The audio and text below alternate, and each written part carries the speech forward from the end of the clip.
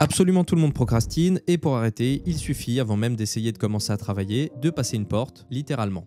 Ça a l'air complètement con, je te l'accorde, mais ça ne l'est pas. L'effet de porte est un vrai phénomène psychologique. Tu es déjà entré dans une pièce en oubliant instantanément pourquoi tu étais là. Voilà, c'est exactement ce qui se passe. En gros, ton cerveau traite les passages d'un espace à un autre comme des points de réinitialisation. Il classe ce que tu étais en train de faire comme un souvenir du passé et fait de la place pour de nouvelles pensées. Les études montrent que cet effet ne se limite pas aux portes physiques. Changer d'onglet ou d'application peut produire le même résultat. Donc, si tu es coincé dans une boucle de procrastination, te lever, changer de pièce pour travailler ou alors passer une porte puis revenir, ce qui peut paraître un peu bizarre si quelqu'un te voit, ça peut quand même t'aider à réinitialiser ton état mental et rendre la tâche plus facile à attaquer. Mais avant tout, tu dois affronter l'escalier. Parce que oui, procrastiner, c'est comme se retrouver face à un gigantesque escalier. Vu d'en bas, ça fout juste la haine. Et l'astuce, c'est de ne pas penser du tout à l'escalier et de te concentrer sur la première marche. Donc, au lieu de te dire « je dois réviser X pendant 3 heures », dis-toi « je vais me faire 15 minutes de X ». Tu m'as compris pour celle-là. Ou encore, au lieu de « je dois ranger toute ma chambre », dis-toi « je vais ranger mon bureau ». Psychologiquement, ça réduit la peur de l'échec et l'anxiété liée à la tâche. Et une fois que tu montes une marche, ton cerveau arrête de résister et commence à se dire « au point où on en est, autant y aller à fond ». Bref, l'escalier passe en mode facile. Et il peut le devenir encore plus si tu arrives à rendre le travail gratifiant. Oui, comme quand tu accomplis une quête de forme bien chiante dans un jeu vidéo et qu'à la fin tu reçois quelque chose. Ton cerveau adore être récompensé, alors utilise ça à ton avantage. Après chaque petite tâche accomplie, offre-toi une mini récompense. Personnellement, je le fais avec un système aussi bête que cocher une case dans ma to-do list du jour à chaque fois que j'accomplis une tâche, mais ça peut évidemment être autre chose. Bon, évite quand même le Kinder Bueno à chaque fois que tu as accompli quelque chose, sinon ça va pas devenir joli.